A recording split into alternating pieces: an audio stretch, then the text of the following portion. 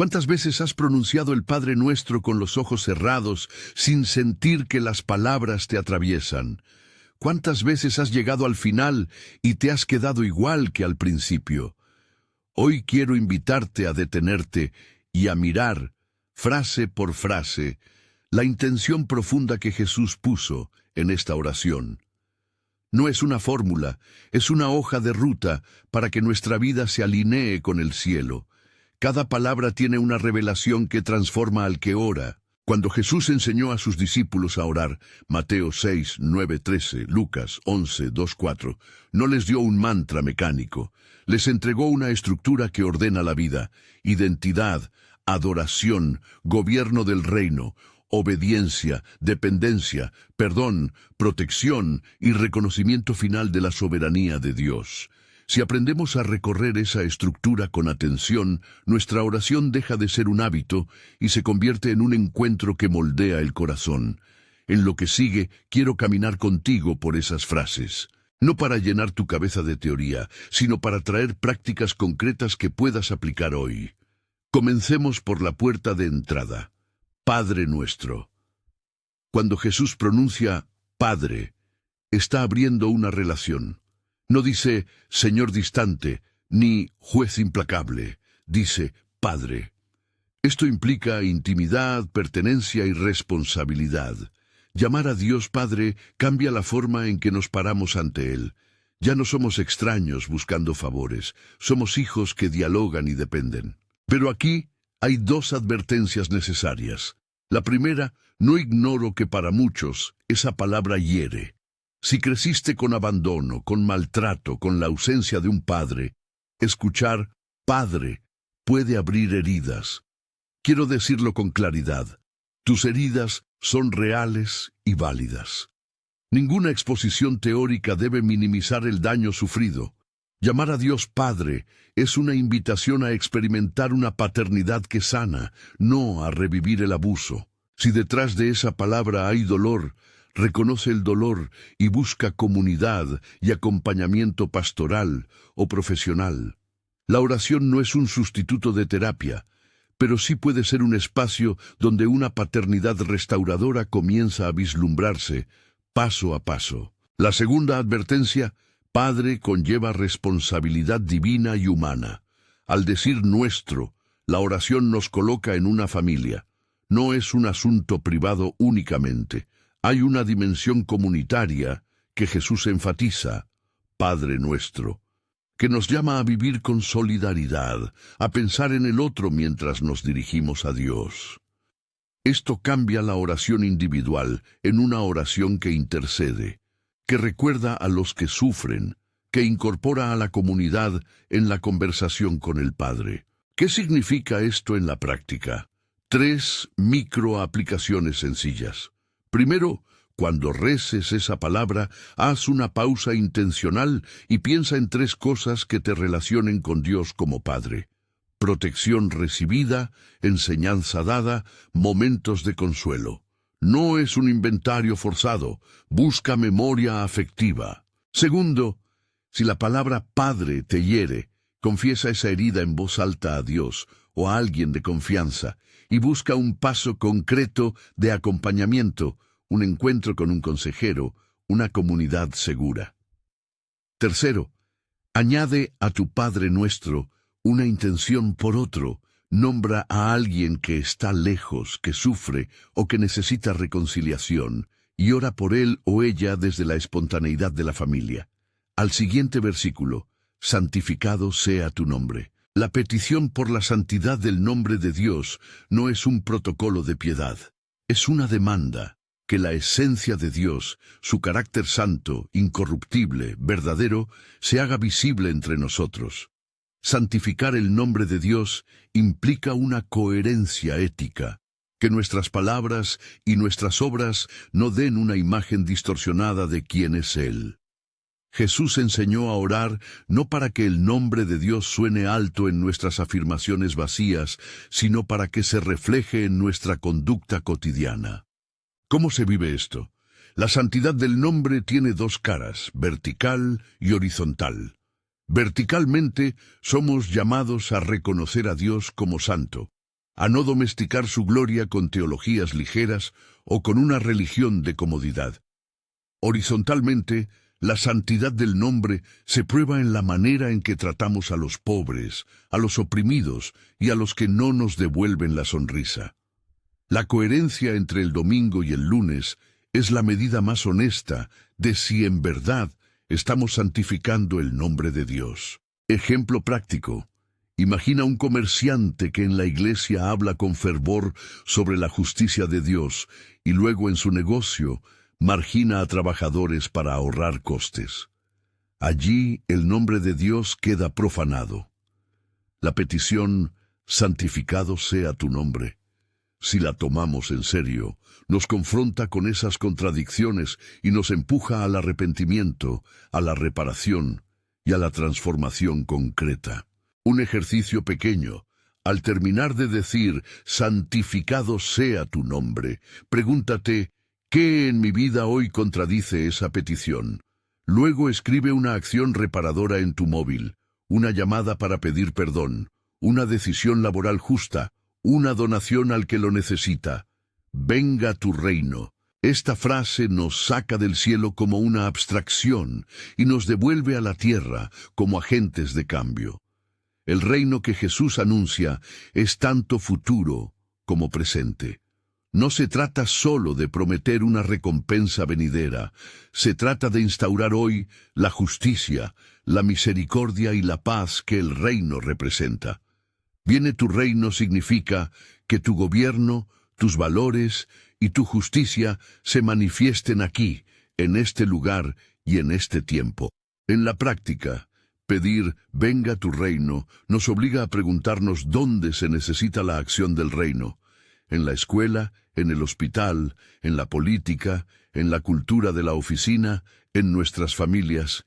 No es una llamada a la escapatoria espiritual, sino a la implicación activa. Jesús mismo lo vivió. Su ministerio combinó enseñanza, curación y confrontación del sistema religioso que oprimía.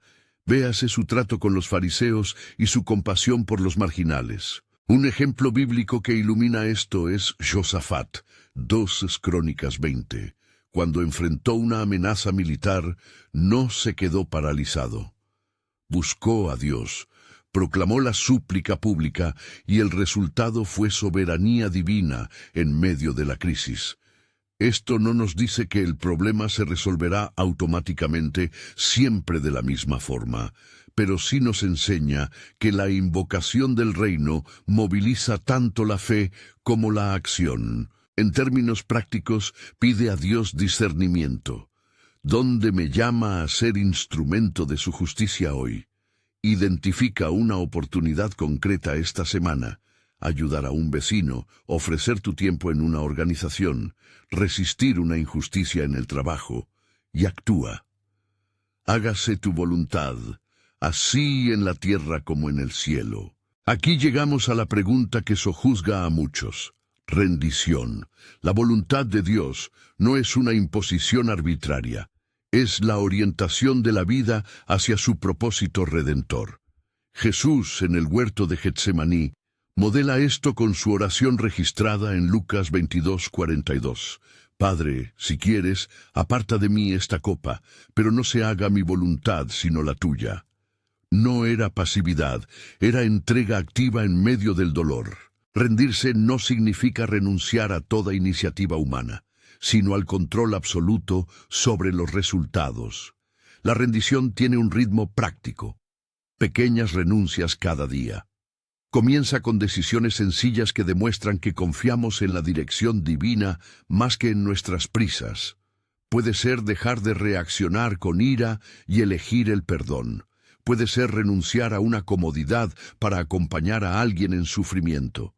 Puede ser aceptar que un plan que parecía perfecto no se cumplirá ahora. Pablo, en su trayecto, experimentó seguimiento y sometimiento a la voluntad de Dios que no siempre coincidía con sus expectativas humanas. Ver ejemplo en la vida de Pablo, ver hechos. Su entrega fue el fundamento de una vida que transformó comunidades. Una práctica concreta.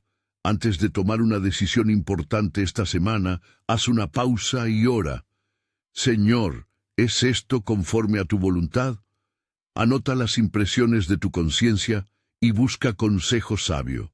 La rendición auténtica suele ir acompañada de comunidad y discernimiento, no de impulsos solitarios. Danos hoy el pan nuestro de cada día. Esta petición aterriza la fe en lo cotidiano. No pide 3 años de provisión, ni soluciones milagrosas que nos permitan vivir sin responsabilidad. Pide el pan de hoy, lo necesario para vivir, lo cotidiano que sostiene. En Mateo 6, 25-34, Jesús conecta esta petición con una confianza que libra de la ansiedad por el mañana. No es una receta para la despreocupación irresponsable, sino una disciplina espiritual que nos enseña a depender del cuidado providente de Dios día tras día. La declaración de cada día es una escuela contra la ansiedad. En lugar de consumirse por previsiones llamadas a controlar el futuro, la oración nos llama a la confianza activa, trabajar con diligencia, planificar con prudencia y al mismo tiempo descansar en la providencia de Dios, por lo que cada jornada requiere. La fe no elimina el esfuerzo humano, lo enmarca. Una vida que ora, danos hoy, encuentra libertad para ocuparse del presente con integridad, sin que el miedo al futuro paralice la acción presente. Una práctica sencilla para cultivar esto. Cada mañana, al levantarte antes de la vorágine, repite la petición y nombra 3 necesidades concretas del día: sustento, claridad para decisiones, energía para cumplir tareas. Luego, plantéate una acción que corresponde a cada una. Preparar la comida, priorizar una tarea, pedir ayuda si es necesario. Verás que la oración afina tu acción, no la sustituye. Si una persona ha vivido crisis económicas o inseguridad extrema, esta petición puede generar temor o incredulidad.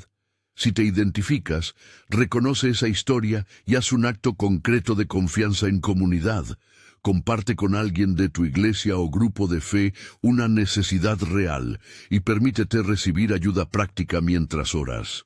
La dependencia saludable siempre se cuida en comunidad.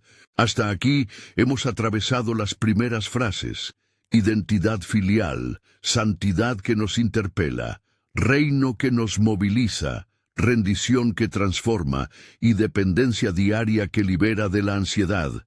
Cada una de estas invitaciones exige decisión. No son slogans bonitos para recitar en la iglesia, son disciplinas que reforman la vida. Antes de seguir, una palabra pastoral necesaria sobre expectativas. Hablar de reino, provisión y voluntad puede llevarnos a una mentalidad de resultados inmediatos. Si hago lo correcto, obtendré la bendición X. No es así. Jesús mismo sufrió, fue rechazado y aún así enseñó estas oraciones como camino. La práctica de estas peticiones no garantiza ausencia de sufrimiento ni éxito automático. Cambia al que ora, no obliga a Dios a someterse a un contrato humano. James 1:13 nos recuerda que Dios no tienta a nadie a pecar. De igual modo, no es un manipulable por fórmulas. Nuestra responsabilidad es orar con fidelidad y actuar con coherencia. Si hasta aquí sientes que algo está moviéndose dentro de ti, una inquietud, una esperanza, la sensación de que algo debe cambiar, quédate conmigo. En la siguiente parte, nos adentraremos en el corazón del perdón y de la protección espiritual. Las peticiones que confrontan heridas personales y amenazas reales. Podemos avanzar ya con una propuesta práctica. Durante los próximos 7 días, ora el Padre Nuestro en la mañana, concentrándote en una cláusula por día, y escribe en un cuaderno lo que la oración te trae a la mente. Si te comprometes a esto, podrás volver a esta enseñanza y comprobar el movimiento interior. Quiero detenerme un momento y compartir una breve imagen que ilustra la diferencia entre recitar y vivir. Piensa en la oración como un mapa y en la vida como el viaje. Muchos tenemos el mapa y lo consultamos de vez en cuando sin salir del sofá. Jesús nos da el mapa y nos impulsa a caminar. Si te sientes cómodo con mapas, eso está bien, pero la intención es ponerte en marcha. La oración no es un holograma que sustituye la decisión, es la brújula que orienta la decisión. ¿Te animas a caminar? Hacia este punto de la reflexión, algunos se preguntan, ¿cómo se relaciona esto con la guerra espiritual que a veces mencionamos? Hecho con prudencia. La petición, venga tu reino y líbranos del mal, que abordaremos después, no son palabras de espectáculo. La Biblia enseña que hay luchas espirituales reales y por eso necesitamos discernimiento y comunidad. Pero no usaremos la guerra espiritual como excusa para prácticas extremas o soluciones instantáneas. Cuando hable de protección, lo haré subrayando la necesidad de acompañamiento pastoral y madurez comunitaria. Ahora, si estás siguiendo esta guía práctica de una cláusula por día, tras escuchar y meditar sobre «Danos hoy el pan nuestro de cada día», te propongo un ejercicio muy concreto.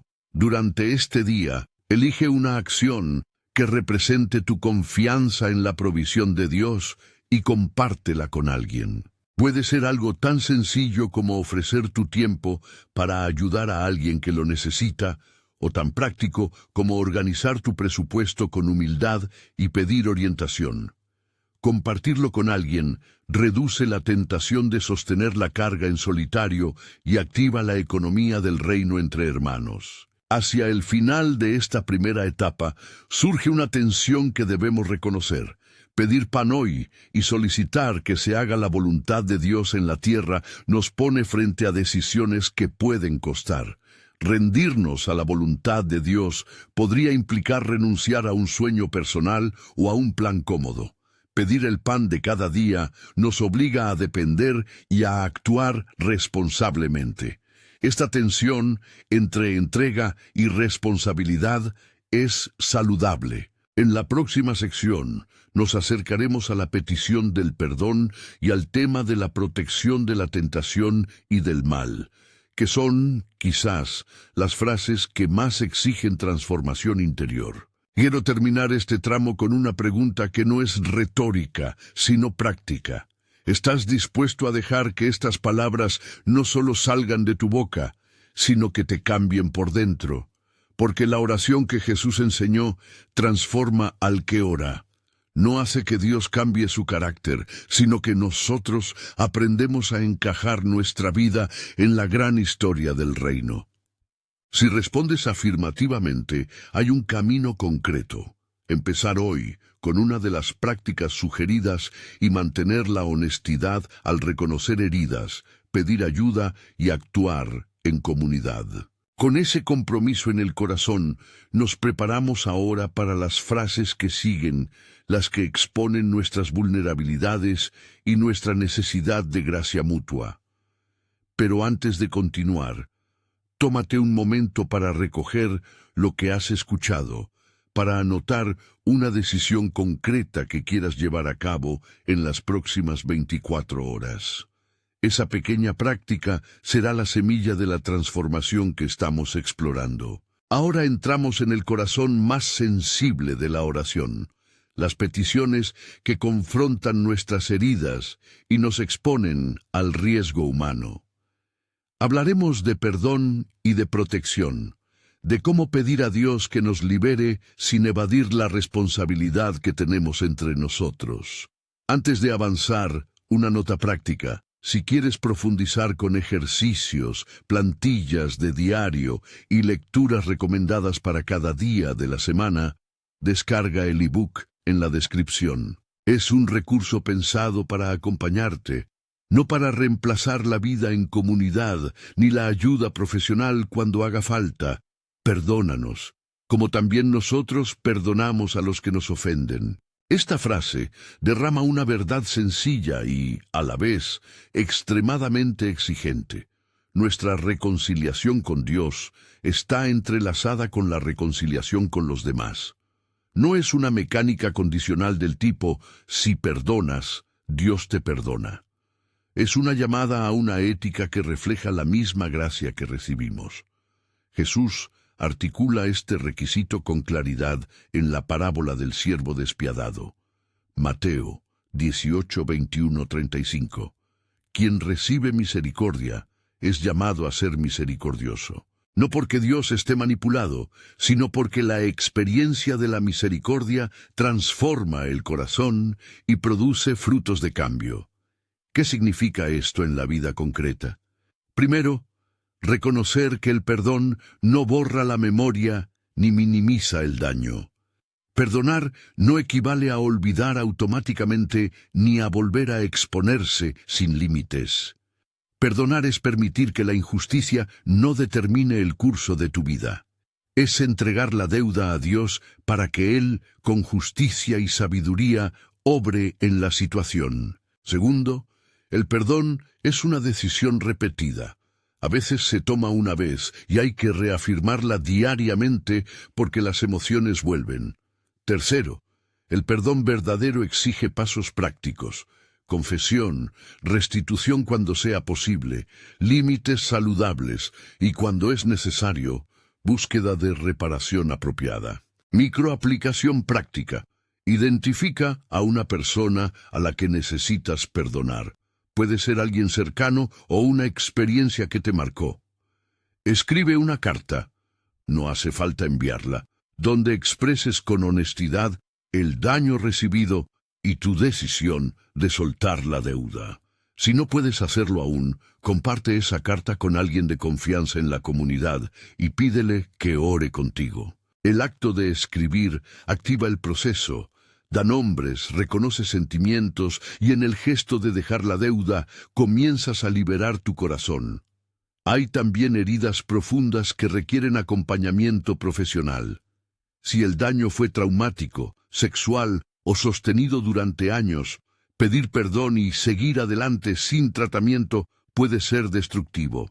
La compasión pastoral nos empuja a combinar la oración con la terapia, el acompañamiento y, si hace falta, acciones legales que protejan a las personas vulnerables. La Iglesia no debe ser un lugar que minimice el daño. Debe ser un hogar que orienta hacia la sanidad y la justicia. Un aspecto que debemos considerar es la autojusticia. A veces confundimos perdonar con permitir que el otro siga dañando. Perdonar no te obliga a quedar disponible para un nuevo abuso. Puedes perdonar y al mismo tiempo establecer límites firmes para protegerte. Perdonar no es sinónimo de volver a la misma dinámica. La sabiduría bíblica llama al equilibrio entre gracia y prudencia. ¿Por qué es tan transformador este mandato? Porque cuando perdonamos, dejamos de sostener la amargura como identidad. La amargura institucionaliza el pasado daño y nubla la visión de futuro. El perdón rompe esa estadística emocional y crea un espacio donde la misericordia puede brotar, hacia nosotros mismos, hacia otros, hacia la comunidad. Perdonar no siempre altera la conducta del otro, sí libera al que perdona. ¿Cómo podemos enseñar esto en la práctica congregacional? Sugerencia concreta para grupos pequeños. Dedicar una sesión a practicar el perdón guiado. Comenzar con lecturas bíblicas. Mateo 18, Lucas 15. Luego, silencio y escritura.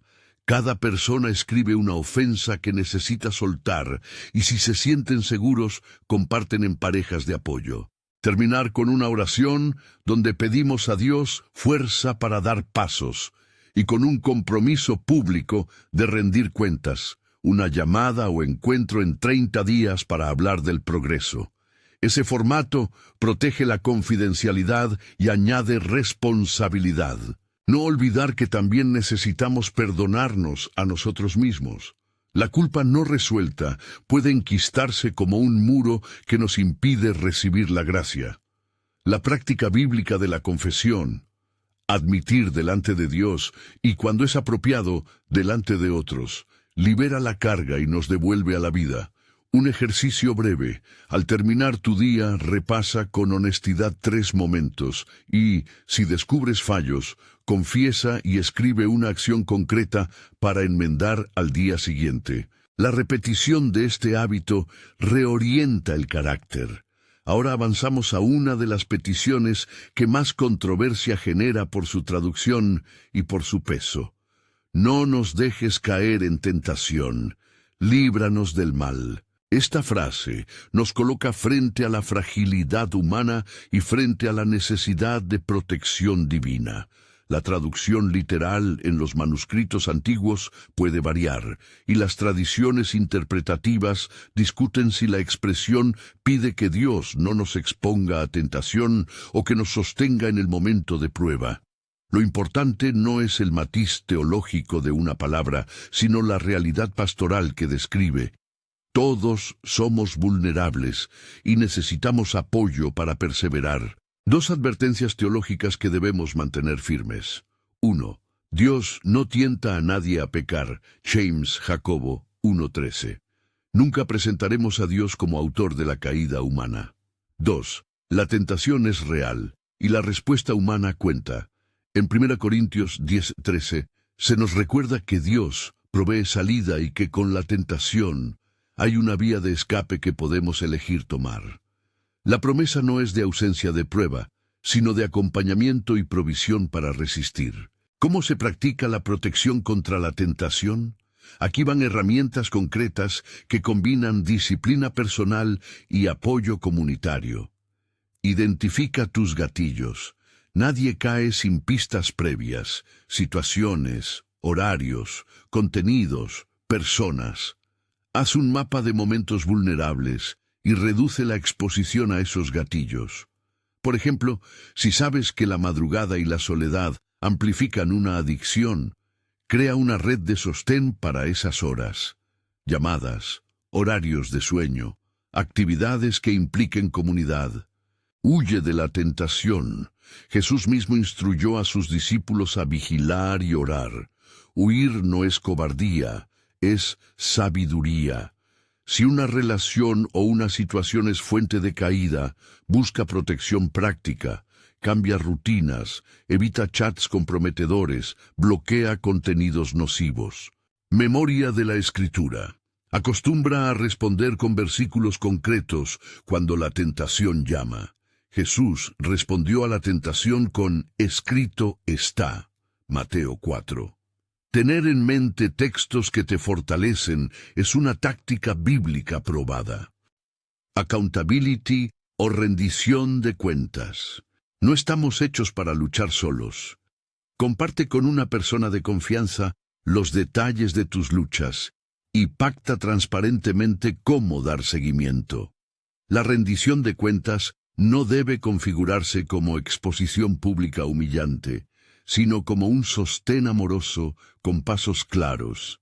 Prácticas espirituales, oración deliberada, ayuno moderado y comunitario cuando sea guiado pastoralmente, participación regular en la comunidad y servicio que desplace el foco de uno mismo.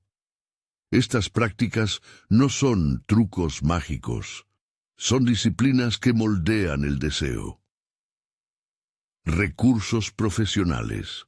Para adicciones o patrones compulsivos que superan la capacidad de autoayuda, busca apoyo médico y psicológico. La fe y la terapia son aliados, no rivales. Cuando hablamos de líbranos del mal, también conviene aclarar a qué nos referimos con el mal. Puede significar el mal moral, la presencia activa del maligno, circunstancias adversas o fuerzas deshumanizantes del mundo. La petición engloba protegernos de aquello que nos quita la dignidad y la comunión. Eso incluye violencia, opresión, manipulación y también patrones pecaminosos interiorizados. Respecto a la guerra espiritual, tratemos el tema con sobriedad.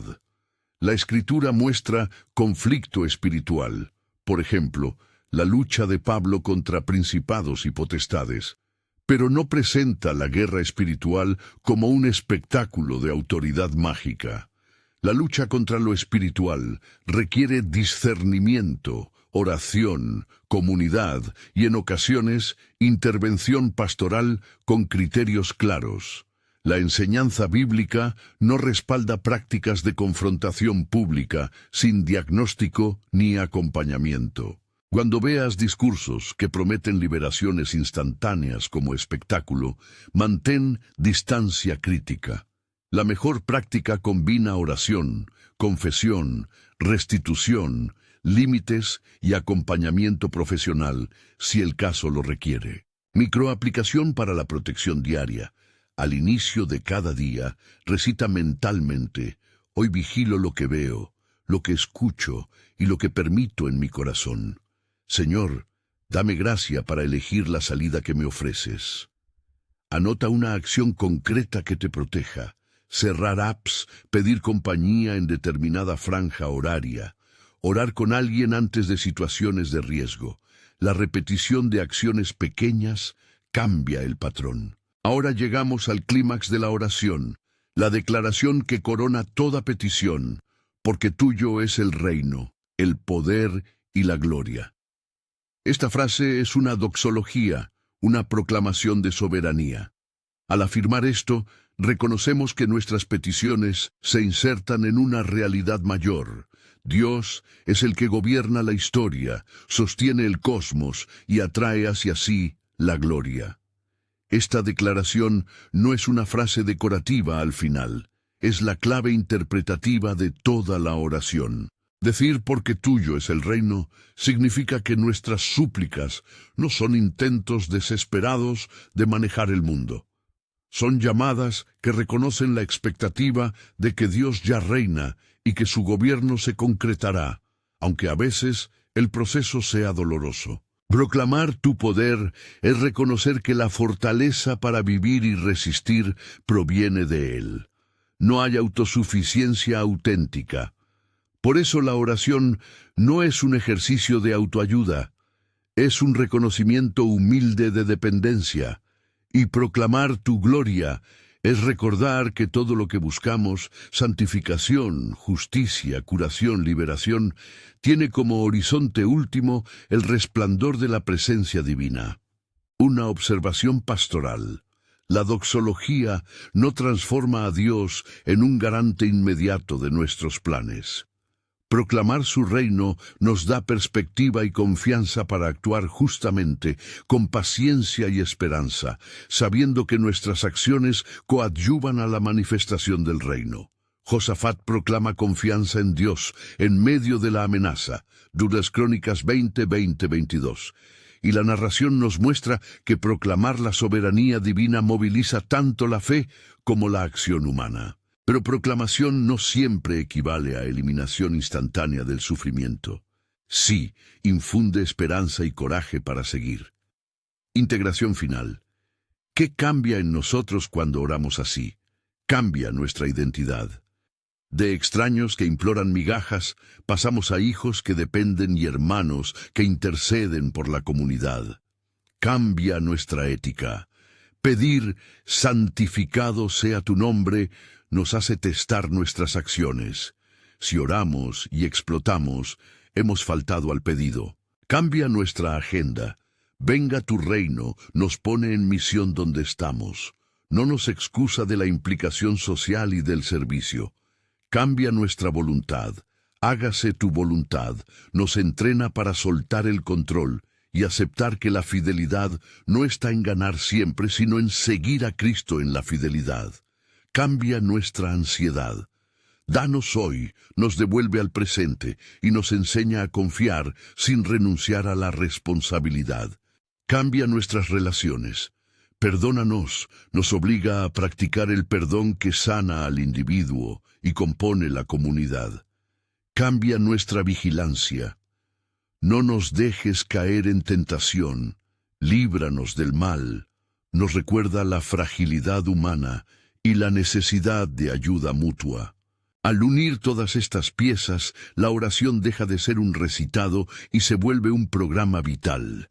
No obliga a Dios, pero transforma al orante. Esa es la revelación detrás de cada palabra. La oración es un instrumento formativo, un plan de batalla que nos arma para vivir con coherencia en un mundo complejo. Ahora, antes de orar juntos, quiero proponerte 2 prácticas que pueden sostener este aprendizaje en las próximas semanas. 1. Practica de una cláusula por día durante 7 días. Cada mañana, antes de empezar la jornada, repite una cláusula y escribe 3 impresiones breves. ¿Qué te provoca? ¿Qué acción concreta nacería de ella? ¿Y a quién puedes invitar a que ore contigo? Esta estructura simple produce memoria espiritual y hábitos. 2. Forma un círculo de 3 personas con las que compartirás avances cada semana. 3. Es un número manejable para la rendición de cuentas. El pacto puede ser honestidad sin juicio, oración mutua y apoyo práctico cuando alguien lo necesite.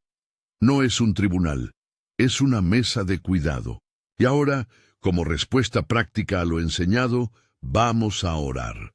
No como un ritual para conseguir algo inmediato, sino como un acto de entrega, de reconocimiento y de petición responsable.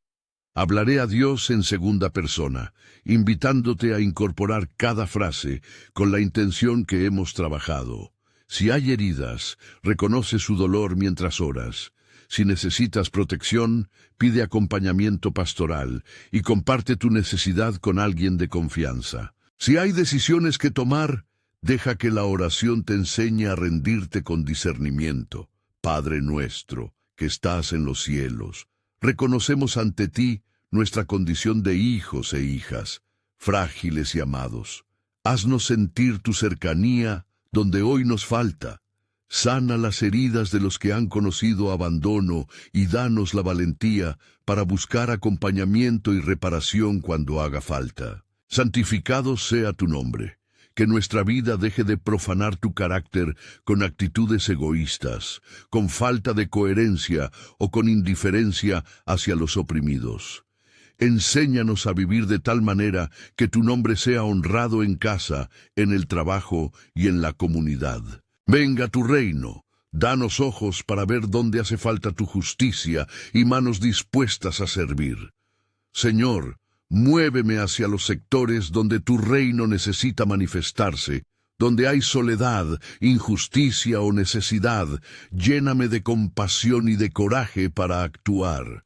Hágase tu voluntad, así en la tierra como en el cielo. Enséñanos a renunciar al control cuando sea necesario y a tomar decisiones guiadas por tu sabiduría. Que nuestra entrega no sea pasiva sino activa y responsable. Danos hoy nuestro pan cotidiano. Provéenos lo necesario para vivir con dignidad. Abre puertas de provisión y enséñanos a administrar con justicia lo que recibimos. Libéranos de la ansiedad por el futuro y fortalece nuestra capacidad de atender al presente con integridad. Perdónanos nuestras deudas, como también nosotros perdonamos a los que nos han ofendido.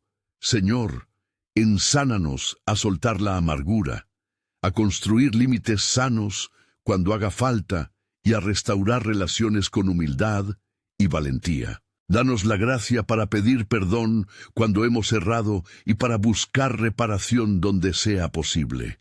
No nos dejes caer en tentación. En los momentos de prueba, dame discernimiento para ver la salida que tú provees. Líbranos del mal. Protégenos de lo que destruye, de las influencias que nos degradan y de las cadenas que nos impiden ser plenamente humanos. Señor, ayúdanos a buscar ayuda profesional y comunitaria cuando la lucha excede nuestras fuerzas, y danos comunidades sabias que acompañen con amor y límites. Porque tuyo es el reino, el poder y la gloria. A ti pertenecen la autoridad y la esperanza definitiva. Que esta verdad nos sostenga en la incertidumbre y nos impulse a la fidelidad. En el nombre de Jesús, que caminó la senda del reino y nos enseñó a orar con valentía y humildad. Amén. Antes de cerrar, una palabra final de cuidado. Si al orar has descubierto heridas profundas, no te quedes solo con la emoción. Busca a alguien en tu iglesia o a un profesional que te acompañe. Si has identificado tentaciones que te superan, pide ayuda y utiliza los recursos locales. La oración transforma, pero la transformación verdadera suele ocurrir en comunidad y con pasos concretos. Si esta explicación te ha sido útil, comparte este vídeo con alguien que recite la oración sin sentirla y descarga el material práctico en la descripción. Encontrarás guías de diario, lecturas y propuestas para grupos pequeños. No es una garantía mágica, es acompañamiento para que día a día la oración del Señor haga su obra en ti y en tu comunidad. Que la paz, que sobrepasa todo entendimiento, guarde tu corazón y tu mente mientras caminas en esta práctica. Que la revelación detrás de cada palabra no quede como conocimiento, sino que nazca en decisiones diarias, identidad, santidad, reino, rendición, dependencia, perdón, vigilancia y proclamación. Ve hoy con la valentía de quien lleva un mapa en la mano y decide ponerse en marcha. Que el Señor te bendiga y te haga instrumento de su reino, ahora y siempre.